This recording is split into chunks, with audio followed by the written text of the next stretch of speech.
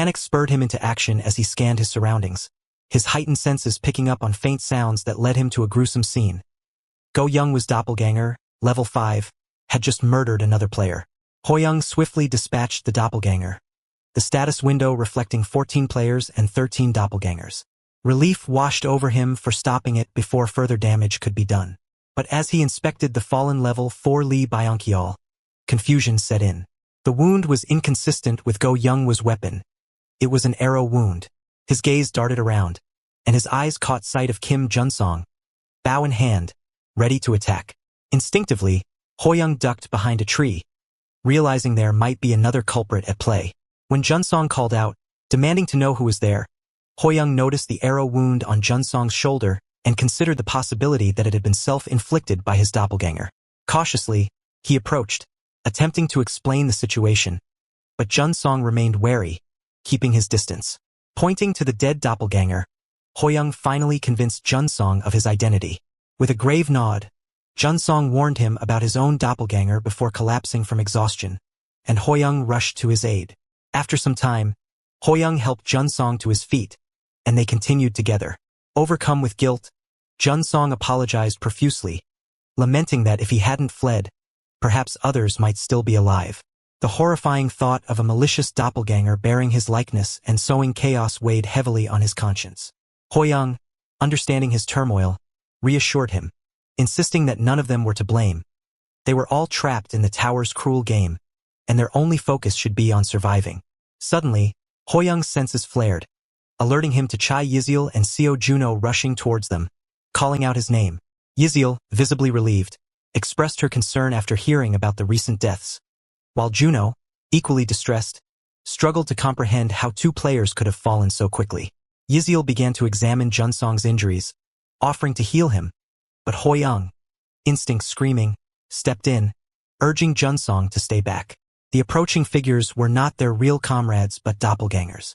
Junsong, still reeling from the shock, watched as Seo Juno's doppelganger launched itself at Hoyoung, ranting about an old grudge from a death mission and questioning whether Hoyoung still harbored resentment, despite his reputed kindness. Their weapons clashed with a harsh, metallic screech. Junsong, shaking off his stupor, joined the fray, pledging to take on the other doppelganger. Hoyoung, bewildered by the brazen assault of these doppelgangers, wondered why they were so bold, especially when one of them held Yiziel's memories and should have known of his strength. But there was no time to ponder. Chai Yiziel's doppelganger seized the opportunity, lunging at Hoyoung from behind. He barely evaded the strike, his body moving with the fluid precision his skill granted him. As both doppelgangers pressed their attack, he expertly maneuvered, dodging and countering each strike with calculated precision. Just as he began to gain the upper hand, an arrow whizzed past his face, narrowly missing him. His gaze snapped toward Kim Junsong, who smirked disdainfully, complaining about a missed opportunity. A few moments before the chaos unfolds, Lee Hoyoung is focused on dispatching the doppelgangers of Go Youngwoo with surgical precision. Meanwhile, lurking behind a nearby tree, Kim Junsong, a 35-year-old archer who once lived as a fisherman from Wonyoung, watches with a sinister grin. He calmly nocks an arrow, indulging in his twisted pastime he calls human fishing. In his excitement, he slips into his old dialect, a reminder of how deeply he relishes these moments of cruelty. As Lee Hoyoung senses his presence, Kim taunts him, asking what feelings might be churning inside him. Betrayal, futility, or perhaps pure rage. Hoyoung, reading the madness in Junsong's eyes, concludes that this man is far more unhinged than he had initially realized. Coolly, he acknowledges that he'd been waiting for Junsong to reveal his true colors. Junsong smirks in response, acting as if Hoyoung had expected this betrayal all along. Their history flashes in Hoyoung's mind, the time when he'd helped Junsong walk and, in doing so, noticed his stats rise unnaturally. It became clear then, Junsong was a ticking time bomb, a predator hiding behind a facade. "You're nothing but a murderous psychopath," Hoyoung accuses coldly. With an envious gleam in his eye, Junsong counters with intrigue. "Has the tower blessed you, Hoyoung? Or are you just lucky?" Hoyoung, growing tired of the small talk, points his glowing blue sword directly at him and demands to know why he's willing to kill. Is gold and stats really worth all this? Or is it something more? Unfazed, Junsong lets out a twisted laugh, explaining, "In this world, Killing brings rewards, not penalties. Why wouldn't I do it? He releases an arrow aimed straight for Hoyoung.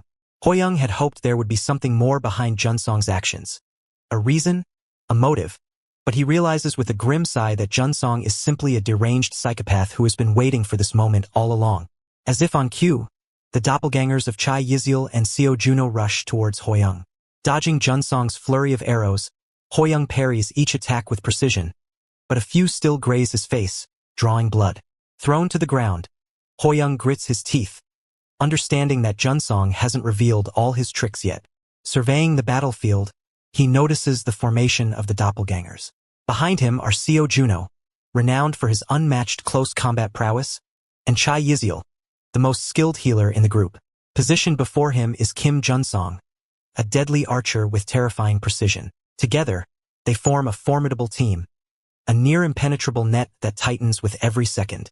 As Hoyoung regains his stance, Junsong taunts, "Catching a big fish takes effort, you know?" He admits he thought Hoyoung would be an easy target, but now he's eager to watch him suffer. With a smirk, Junsong commands the doppelgangers to close in as he draws 3 arrows in quick succession. The arrows fly towards Hoyoung with deadly intent. Hoyoung, however, uses his sharp senses to analyze their coordinated attacks. He examines the stats of both Chai Yizil and Seo Juno, noting their formidable capabilities. Despite their impressive teamwork, Hoyoung knows one thing: they cannot match his raw power. Engaging in a fierce battle, he strikes down the doppelgangers one after another. His blade sings as it slices through the air, deflecting arrows and dealing devastating blows. The doppelgangers falter, and soon, their bodies hit the ground. The status window flashes with an update.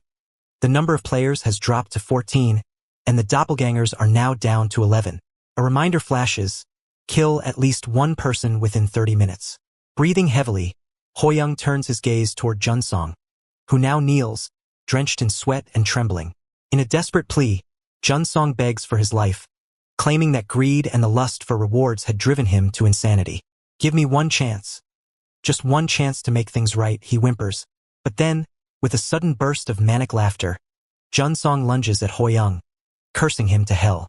His attack is wild and uncoordinated, driven by pure desperation. Hoyoung remains calm, easily deflecting the strike and responding with a swift, fatal blow. As Junsong crumples to the ground, his eyes widen in disbelief. His final thoughts echo the bitter realization: Hoyoung is far more than just another victim. He was a force of nature, one that Junsong had grossly underestimated. The status window flashes ominously, updating the count. 13 players left, 11 doppelgangers remaining. And with the chilling reminder, at least one more person must die in the next 30 minutes.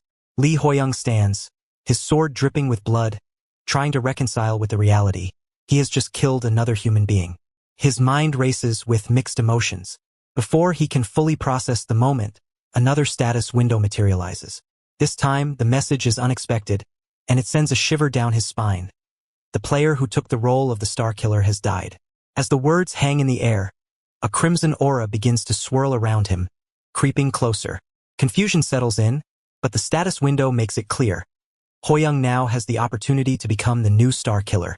The offer comes with temptations beyond imagination: boosted stats, doppelganger minions, legendary equipment, and unparalleled skills, all for the price of embracing the bloodthirsty role. A peculiar woman shrouded in the same crimson energy appears before him, her presence cementing the gravity of his decision. As he watches the aura swirl around her, his thoughts turn to the earlier revelation about Kim Junsong. He had somehow controlled doppelgangers, and Hoyoung understands now that the Star Killer role is what gave him that power. He considers the staggering benefits: legendary rank items, incredible stat gains, exclusive skills. For a brief moment, the allure tugs at him. But Hoyoung knows better.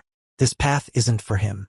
Unlike Junsong, he cannot bring himself to become a remorseless killer, even if the rewards are great. The doppelgangers were one thing. He knew they weren't real humans. But more human opponents, more bloodshed just to survive? No. With a resolute shake of his head, he rejects the Star Killer's challenge. Hoyoung continues walking, soon rejoining the group.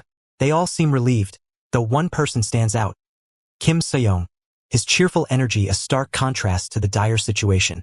"Big brother," Seyoung calls out, his bright eyes lighting up as he waves. For a brief second, Hoyoung considers whether being more ruthless might be necessary. He compliments the group for their effort, appreciating their dedication to the plan despite the circumstances. Inside, however, a storm of frustration brews. He knows their situation has grown far more complicated than he anticipated. Just as a man, accompanied by his eerily similar doppelganger, steps forward, the tension heightens. The man looks over at Hoyoung, his voice uneasy. "What's our next move? Can you even tell the real ones from the fakes?" Hoyoung affirms he can, but before he can elaborate, a voice cuts through the air. "Thanks for sticking to the plan," it says, and Hoyoung turns to see his own doppelganger standing there. Oh no, the group collectively holds its breath. The doubt in their eyes is unmistakable. A man speaks up, his voice wavering. "How do we know who to trust now?" A woman echoes the sentiment, asking if Hoyoung had anticipated this twist. He had, at least somewhat, but Junsong's betrayal had thrown everything off. Now, with his own doppelganger in the mix, the situation has become more dangerous. Lee Jichil, visibly rattled, presses Hoyoung for answers. "You said you killed the doppelgangers. Did you?" Hoyoung knows the truth. 5 doppelgangers have already fallen by his hand. But now, revealing that could expose their identities and possibly himself as a player. Yet, before he can explain, both he and his doppelganger announce the names of the deceased at the same time. The group stands in stunned silence. The simultaneous revelation has only added to the confusion. Sensing an opportunity, the doppelganger smirks and taunts, "If you really think you can trust Hoyoung, then let me remind you that he couldn't have killed the doppelgangers you trust the most." Kim Seong and Chai Yizil. His words stir a whirlwind of doubt, as another man accuses Hoyoung of manipulating them. A woman agrees, noting how it's the oldest trick in the book. Chai Yizil tries to reason with them, but the seed of distrust has been planted. Then, the doppelganger delivers a critical blow, stating, "If what I say is true, then Kim Junsong was the real doppelganger, and the real Junsong has already been killed." The shockwave hits the group hard. Junsong, their leader, their strongest member, gone? It seems impossible. The doppelganger grins, accusing Hoyoung of being the fake.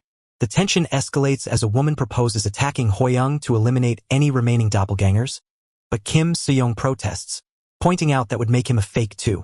Chai Yizil and Seo Juno urge caution, reminding everyone that acting rashly could spell disaster. But time is running out, and someone warns that the 30-minute timer is ticking down. Hoyoung, weighing his options, knows he needs to act fast. He admires the cunning of his doppelganger. It's like praising himself, but he doesn't let that stop him. Then, he steps forward and admits, "I killed Kim Junsong." His doppelganger's smirk falters for the first time. Hoyoung's voice sharpens. "But there's one thing you don't know, something even you couldn't guess. Junsong killed other players. He was a traitor." Hoyoung draws his sword. With a decisive strike, he cleaves through Junsong's doppelganger, putting an end to the twisted game once and for all. Kim Junsong's doppelganger lets out a strained, harsh cough, cutting through the tense silence. The group turns toward him, realizing the situation is spiraling out of control. Before anyone can react, Lee Hoyoung's own doppelganger explodes in fury, shouting at Hoyoung, accusing him of recklessness. "What do you think you're doing?" The doppelganger roars, his eyes burning with rage. Amidst the chaos, Seo Juno's voice rises above the rest, calm but laced with curiosity. He asks Hoyoung the question now on everyone's mind. Is Kim Junsong really a traitor? His suspicion runs deep, and he quickly tries to piece together the puzzle. If the real Hoyoung just attacked Junsong, that means the truth is far more complicated than it seems. Seo Juno's logic starts to crystallize. If the real Lee Hoyoung kills a doppelganger, their true nature is revealed. That would prove his authenticity once and for all. But now, Hoyoung is saying Kim Junsong was a traitor. What could that possibly mean? Did Junsong kill humans? Seo Juno presses. Hoyoung, his face somber and serious, nods and says, "Yes. Junsong was no hero. He was a demon wearing the mask of a good person, hiding his true nature, waiting for the right moment to strike." The revelation shakes the group. Kim Eun-jin, her eyes welling with tears, can barely contain her disbelief. Her voice cracks as she cries out, "That's impossible. He saved me from a kobold. He asked if I was all right. He was kind." The weight of the accusation overwhelms her, and before anyone can stop her, she rushes at Hoyoung, ready to attack out of pure emotion. But before she can close the distance, an arrow flies through the air, striking her with deadly precision. Eun-jin gasps, turning slowly to see Kim Jun-song's doppelganger standing there, bow in hand, a wicked grin plastered on his face. A cold, detached status window appears. A player has died. Players, 12. Doppelgangers, 11. The group freezes, stunned. The timer continues ticking, and they now have even less time to kill another person. The twisted grin on Jun-song's doppelganger only grows wider, a mocking laugh escaping his lips. The man is reveling in the chaos. Then, another status window flickers into view. A doppelganger has died. Players, 12. Doppelgangers, 10. The tension breaks as On Secheng steps forward, his sword still raised, breathing heavily. He's the one who dealt the killing blow. I'm sorry I doubted you, he says, voice strained with regret, speaking directly to Lee Hoyoung. Shouts erupt from the group as people scramble to understand what just happened. Realization sets in. The doppelganger is dead, and Lee Hoyoung is vindicated. Players begin clamoring for direction, turning to Hoyoung in desperation. What now, they plead. Hoyoung, feeling a strange sense of déjà vu, allows himself a small smile. This wasn't his first brush with chaos, and it certainly wouldn't be his last. We need to use all the gold we can to increase our stats, he announces with firm resolve. As the group rushes to follow his orders, they use every bit of gold they can, their stats climbing higher with each new piece. With their improved stats, they are more formidable than they've ever been before. However, the tension still lingers. The battle isn't over. Later, as they make their way back to the tower, the atmosphere is heavy with the aftermath of the mission. Lee Hoyoung, deep in thought, reflects on their narrow victory. They had barely scraped by, but the players had one critical advantage.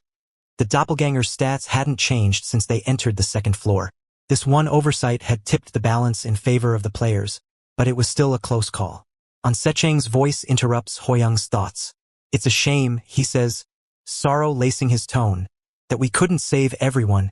Hoyoung meets his gaze, feeling the weight of the losses just as deeply. We did what we could, he replies quietly. The losses still sting, and the road ahead promises to be even more dangerous. As they continue, Hoyoung's mind drifts to other regions, wondering if others are facing similar battles without someone to guide them. His unique ability to read the guide has been their lifeline, and he knows that without it, many others may be struggling to survive. He steels his resolve, promising himself that as long as there are people who believe in him, he'll fight to save as many as he can. On Secheng approaches Hoyoung once again, this time with a look of gratitude. Thank you, he says earnestly, for leading us through this. We wouldn't have made it without you. Hoyoung humbly deflects the praise, attributing their success to the group's collective efforts. But On Secheng, still feeling the sting of his earlier doubts, bows deeply. I'm sorry for ever doubting you. One by one, others follow suit. The air is filled with apologies and relieved laughter. Kim Seong, ever the joker, breaks the tension with a hearty laugh. We really dropped the ball not recognizing Hoyoung's gigachad energy from the start. Chai Yiziel, with a grin, adds, I knew it first. You all were just slow to catch on. Even Seo Juno, who had initially been wary, steps forward with tears in his eyes. I'm sorry too, he says. You've proven yourself over and over. In this moment of healing and camaraderie, On Secheng makes one final request, his voice filled with respect. Please continue to lead us. We need you. Lee Hoyoung, momentarily taken aback by the heartfelt request, pauses before allowing a warm smile to spread across his face. After a brief moment of reflection, he nods and says, I will. The status window pops up, calculating gold rewards based on individual contributions, and a wave of excitement sweeps through the group. Lee Jicheol, practically glowing with joy, can't contain his enthusiasm. We're getting gold too, he exclaims as 700G is added to his profile. A woman nearby shares his excitement, delighted with her 500G reward. Their celebrations, however, are soon overshadowed by Kim Seong, who practically explodes with glee as he announces to everyone in earshot. I just got 2000G, he beams, practically bursting with pride. Lee Hoyoung watches the scene unfold in silence, a bit speechless at Seong's outburst. He thinks to himself, well, I guess it paid off for everyone since they followed the plan. A small, satisfied smile forms on his lips as he eyes his own reward, 12,500G. The smile grows as a new status window catches his attention, stating that because he has acquired more than 10,000 G, his shop rank will now increase. As the new shop window appears before him, Hoyoung quickly scans the options and realizes how the system works. If he wants access to rare and powerful items, he needs to keep raising his shop's rank. Without hesitation, he spends 5,000 G to purchase a level up for his basic swordsmanship, pushing it from level 2 to level 3. Reflecting on his earlier battle with the colossal monster, he recalls how he had instinctively used a higher level technique, even though it had drained him completely. That kind of power, for just this much gold? He thinks to himself, feeling like he's stumbled upon a real bargain. As Hoyoung finishes his shopping and share 1,500 G with Chai Yiziel. Panicked, Yiziel turns to him and asks why he's giving her the gold. Hoyoung, calm as always, responds, "You earned it. When we fought those kobolds and doppelgangers, things would have been much harder without your help." His words are soft, but they hit hard, and she stands a little taller, her eyes bright with new determination. With a firm nod, Yiziel vows to level up her healing hand from level 1 to level 2. At the same time, Kim Seyoung receives his own status window, informing him that Hoyoung has also shared 200 G with him. Overcome with emotion, calling him Big Bro. "Stop being weird and just keep up the good work," Hoyoung says, trying to shake off the awkwardness. In truth, Hoyoung knows Seyoung has potential. He'll be useful if he gets stronger, and it's always better to have competent allies rather than annoyances. Seyoung, however, is far from subtle. "Your wish is my command from now on, Big Bro. Just say the word," he declares dramatically. Hoyoung, disgusted, thought to test out his newly upgraded level 3 swordsmanship on him. Suddenly, the valley-like area therein fills with new notifications as the status window announces the start of the 3rd floor mission. A siege war.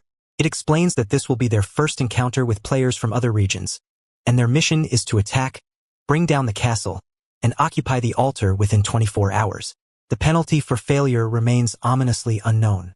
A shining purple crystal, labeled as the Return Crystal, appears in Hoyoung's hand.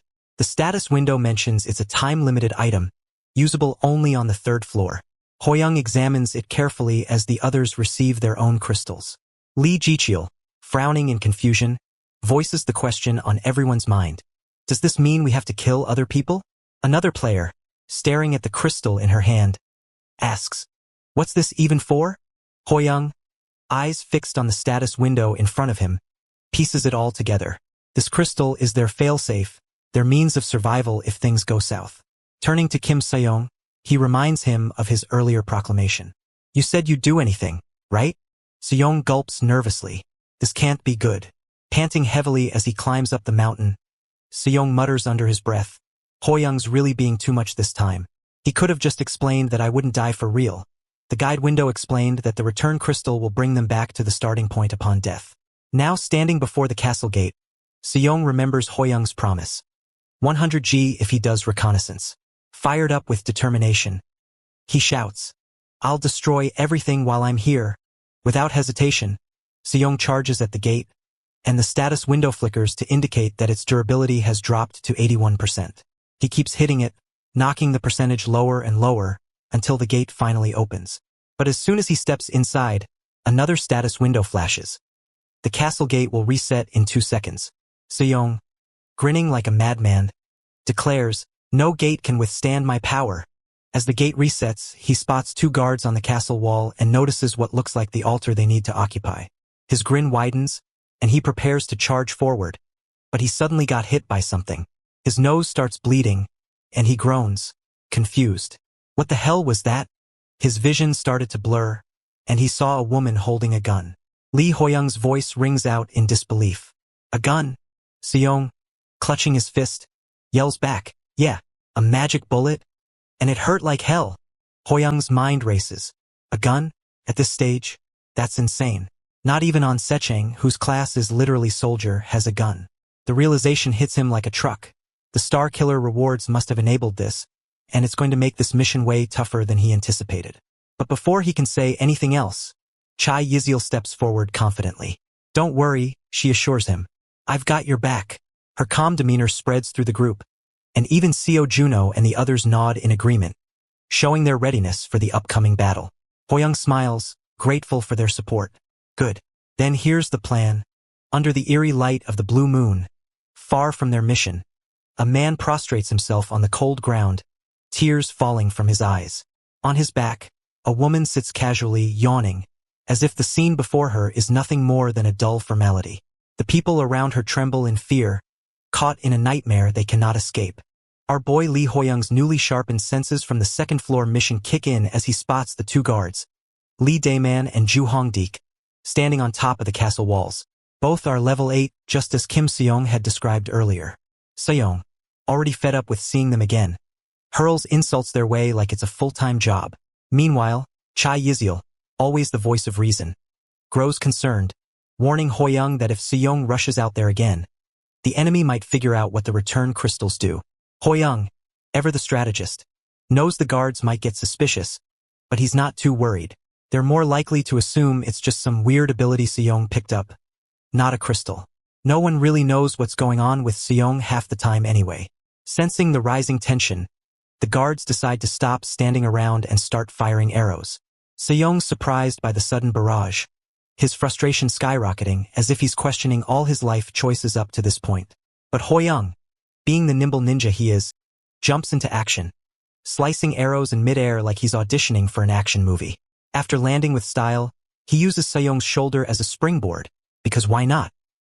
And catapults himself to the top of the wall.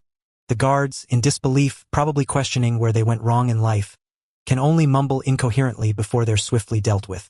Hoyoung stands victorious, feeling like a total boss, and announces that this is their one shot at victory. Outside the castle gate, Seo Juno's urgency matches his concern for keeping the return crystal's secret intact. Kim Seong, full of energy and more confidence than necessary, praises Hoyoung and rallies everyone for a charge, his excitement palpable. Seong races towards the castle door like a man on a mission, claiming that he can break the gate with just 5 stone punches.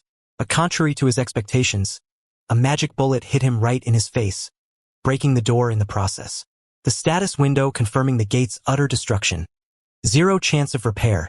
Chai Yiziel rushes to Seong, frantically trying to heal him while telling him to hold on like she's in a dramatic medical scene. From his perch atop the wall, Hoyoung surveys the chaos below, wondering what in the world just happened. A guard complains nearby, pointing to a woman with a gun, calling her a mad woman, ready to exploit their mistakes. Hoyoung checks her profile. Meet Sun Seoyeon, a level 13 star killer and general bad news. Hoyoung suspects she might be the one responsible for the massacre on the second floor. As soon as Seoyeon spots Hoyoung, she fires a bullet that strikes his shoulder. Hoyoung quickly takes cover, drinking a potion like it's an energy drink. He checks the wound and thanks the heavens for the Kalia's leather armor he's smartly equipped, which gives him 50% magic defense. Observing Seoyeon more closely, he deduces that each magic bullet she fires must cost her 10 MP. If she's shopping at the same store as him, there's no way she has mana recovery items yet. Classic early game struggles. He calculates that she has only 13 magic bullets left, so the team needs to move fast toward the altar. In a flashback to earlier, someone had nervously asked how they were supposed to dodge all the bullets and reach the altar. On Secheng, ever the tactician, had suggested they zigzag like pros and use cover. Hoyoung had reasoned that Seoyeon's magic bullets, which nearly took out Seong, must be limited by some energy source. Meanwhile, Seong had reassured everyone, claiming he was never really that close to death. Sure, buddy. Seo Juno had pressed Hoyoung for more details about this energy point, to which Hoyoung had responded that it was all about one critical shot. Now, in the present, Seoyeon is firing those precious magic bullets like there's no tomorrow. Chai Yiziel, ever the healer, is doing everything she can to keep people alive, while Sun Seoyeon kicks aside her own team members like she's had it with their nonsense, ordering them to charge. Hoyoung realizes that things are escalating fast. If a full-blown battle breaks out, those magic bullets could wipe out a few of his teammates, and they don't have time to waste. He dodges an attacker, counters with his sword, and spots a bullet coming his way. But, in a heroic move, Seo Juno jumps in, blocking the shot just in time.